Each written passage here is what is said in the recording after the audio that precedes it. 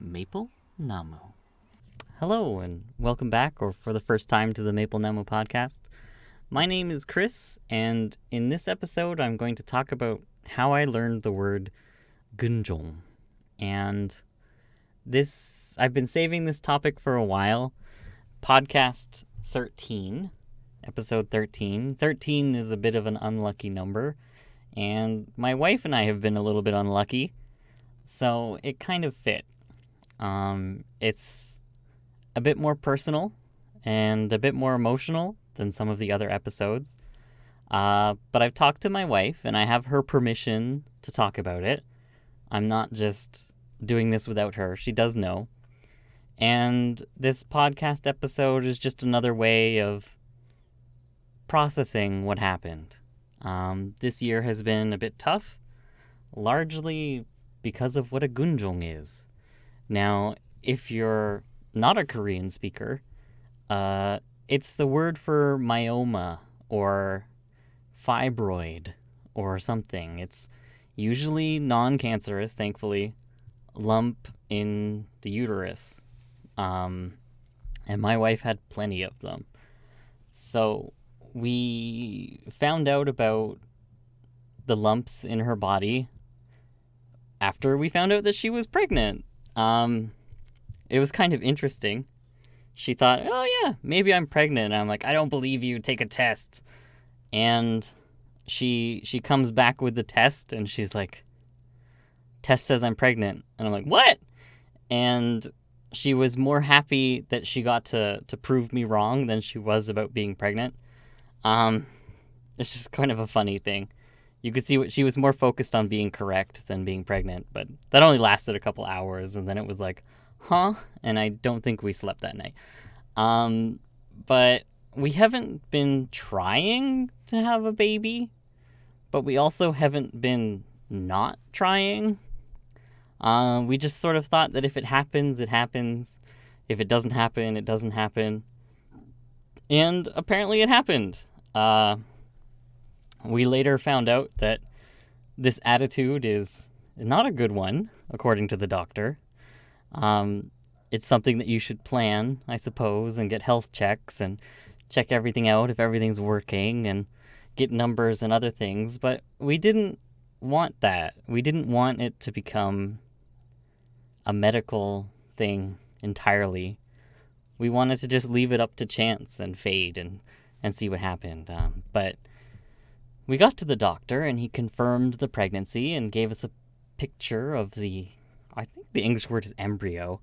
But in Korean they say baby house, which is kind of funny. And we were pretty excited, but also really concerned because he found out about all the lumps as well. So we found out that she was pregnant, and then we found out that she has, he found 3 lumps in her as well, and the baby was right in the middle of them.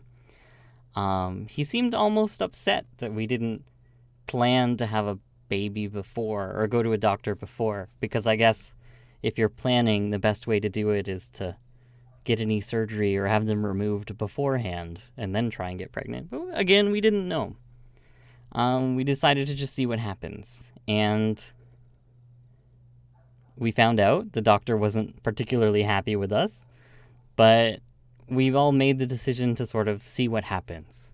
And then we started worrying. He said that it was going to be a difficult pregnancy. One of the lumps was actually 14 centimeters long, which is really big. These lumps are very common, but not usually that big. So we were worried even more. It's not possible to have the surgery while you're pregnant. Doctors won't do it because it's just too risky. And we just had to see what would happen. Apparently in Korea, it's a thing to give a nickname to the embryo. So we chose Little Pea. Pea like the bean or pea, the little green plant. So this kind of comes back to my dad telling us that we were the happiest peas in a pod that he's ever seen. That's another little English expression. And little p, adding to our family.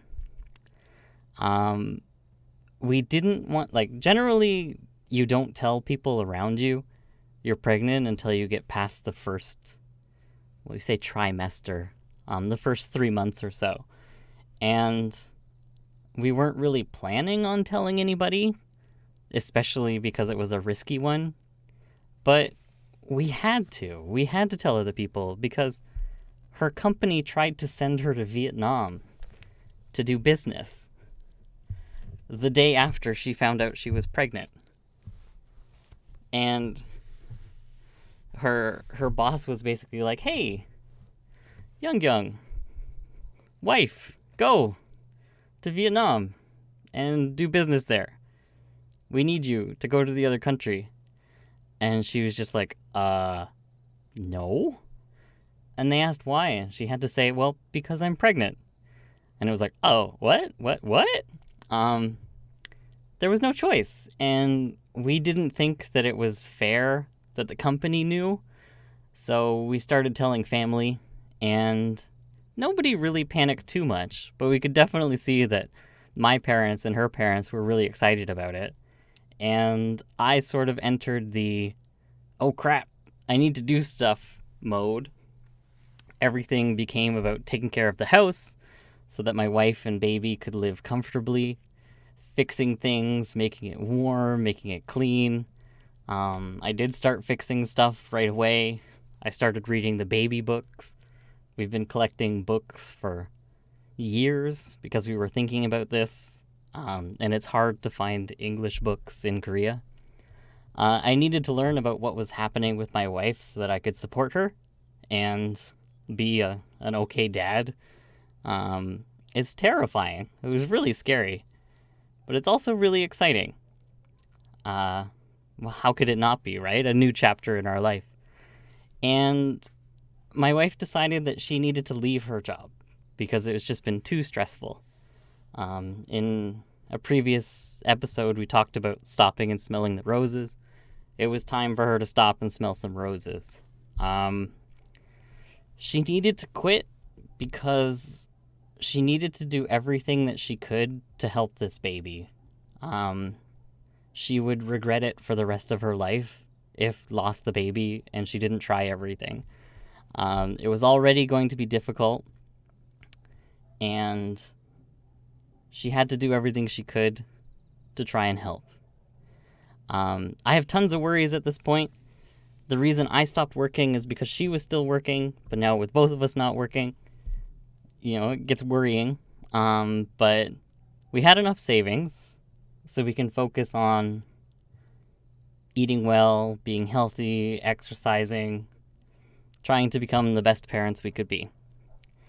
And we tried.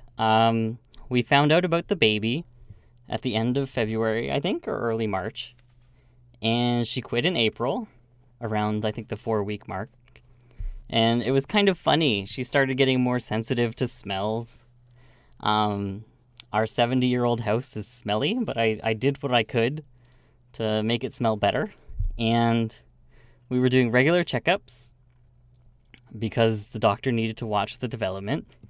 And we got recordings of the heartbeat and pictures, and we were able to send a video to my parents. And my mom was really impressed because they didn't have any of this technology when she was having us. But every time we went, the doctor was really worried. He did his best, though, and my wife likes him because he doesn't sugarcoat things. He doesn't try and make them sound better than they are. He was just very realistic. This is your situation. This is what it is. We're dealing with it. But every time he was like, you should have come and gotten checked before. And my wife was like, yes. It's too late now. But anyway, it is what it is. We said that a lot this year. But my wife is enjoying the extra attention because she knows that I'll do anything she asks, and I can't really say no. It's kind of like unlimited power, and she knows it. But she was pretty good about not abusing it. So if she asked me to do something, I had to do it. And she's like, okay, well, I can't eat this thing. Okay. Or, oh, I want to eat this thing. Okay. She didn't have any too crazy cravings yet, but I was ready for pickles and ice cream and stuff like that. But we were settling into a new routine. She was home after quitting her job. I was home just doing some part-time stuff. And we were just kind of getting into life again as being people at home who like each other a lot. And we go in for our 8-week appointment. We couldn't get our regular doctor. We had a new one because we went on a different day. And she couldn't find the heartbeat. And we were just like, what? Really? We couldn't really believe it. We were just shocked more than anything else. We lost the baby, I guess. Talking about this and searching about it, we found out that miscarriages are a lot more common than you would think. And there's a reason that people don't talk about it until after the first 3 months or so. But just because it's common doesn't mean that it doesn't suck. So it happened. We lost the baby. We were okay that day. But it took a while to recover. Anyway, they had to schedule a surgery for the next week to, I think my wife translated it as clean the part. I don't know the proper word and I don't really want to. But she'd never had surgery she'd never had surgery before, so she was worried. But we went in, on the Friday we found out about the heartbeat. I canceled my classes. We went for a drive in the country, like we usually do, to talk to each other. We talked a lot. And we said that we're okay. We were upset, because how could we not be? But we were okay. And we were thankful for Little P, for the wake-up call to tell us that we need to take better care of ourselves. We need to get healthy. We need to get the surgery. We need to get ready to try again. So it was positive, but still emotional. It took my wife a while to get back to normal. For a while, she would see like a pregnant woman in a mart, and she would just kind of feel just absolutely terrible. She would almost break down. But she's doing better now, and we're doing okay. She went in for the surgery the next week to clean things, and someone else was getting theirs, and apparently she screamed about it in her sleep, which made my wife really scared because she doesn't want to have surgery to begin with, and then weird things are happening and people are freaking out. But she made it through, and the doctor was a little bit worried at the beginning because of the lumps as well, but he got everything done that he needed to get done, and she woke up and asked for me, and she was okay. I'm not feeling too much of anything at this point. It's just something to get through. Like, it was just a big shock overall. I don't know if I'm even through it now. It's something that we're going to carry for a while. But, we had to do it. And we found out that the lumps are not in a normal place. It was a bit dangerous to do surgery, and they're too big. So we had to go to another hospital.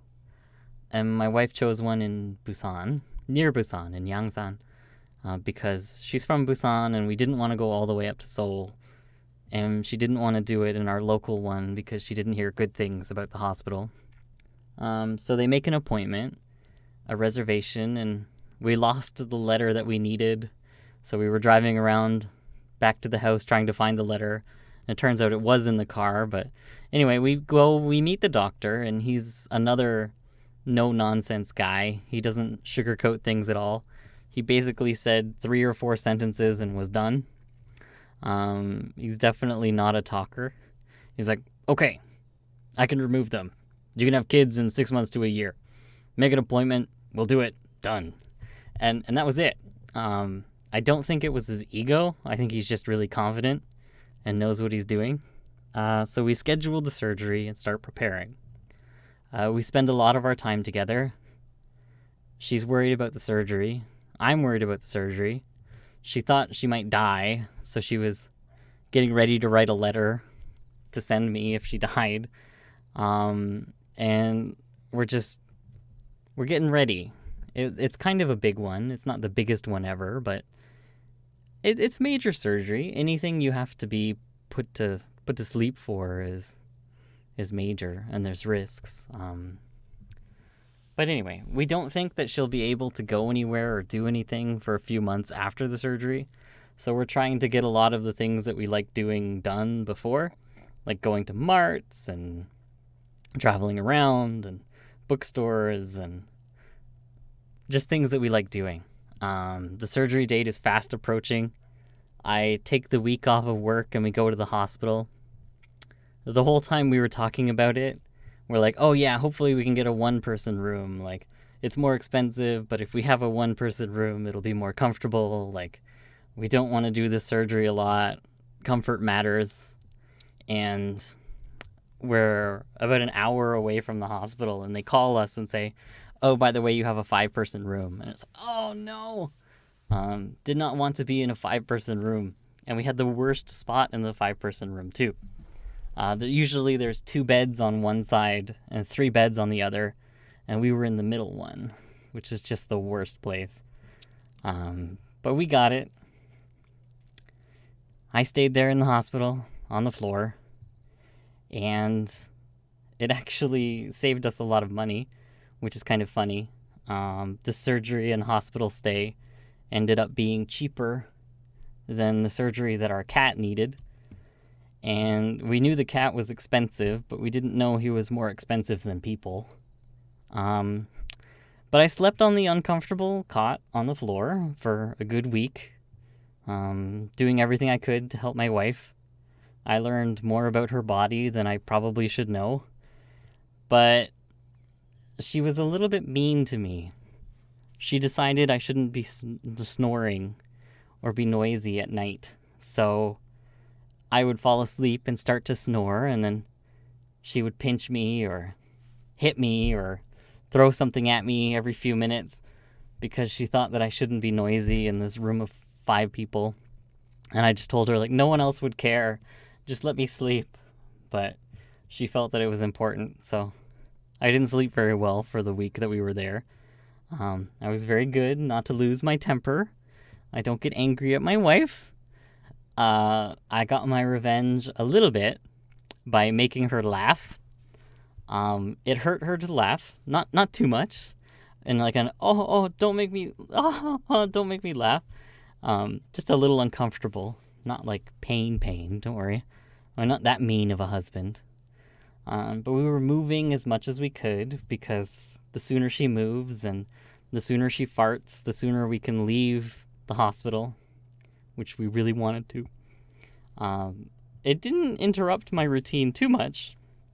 I was still able to get my steps every day. Shortly before we went to the hospital, I bought a Mi band, like a fitness tracker, and I try and do 8,000 to 10,000 steps a day.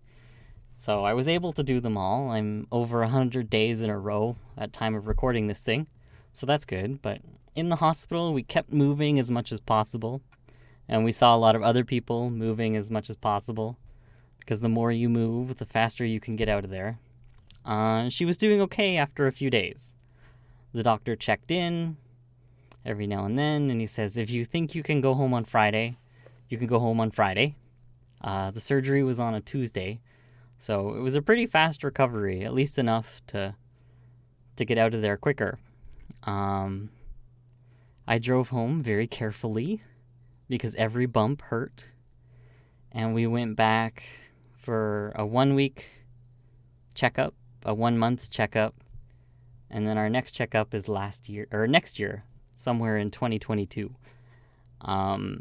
So after the week, we went back and we were able to see the pictures of the lumps that she'd had removed, and there were 11 lumps in total. One of them was the 14 centimeters, and it was huge, and it was all really, really gross, but in an I can't look away way. I won't describe them, because ew, but ew, but ew, ooh.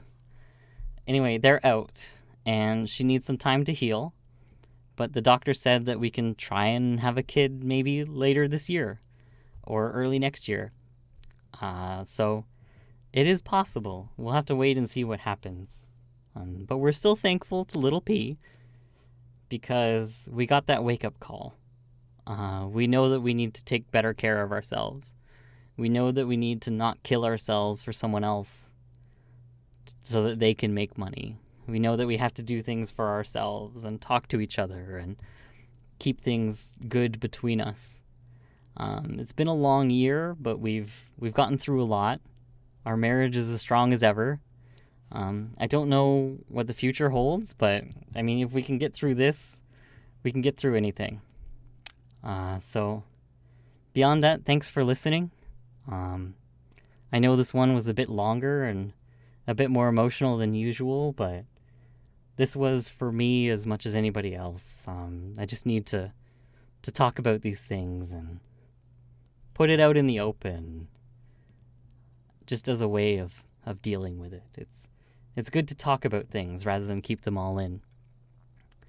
So hopefully I don't know if it's something you can enjoy listening to, but hopefully you listened to this and maybe felt something or didn't. Feel free to let me know either way. And other than that, try and have a great day.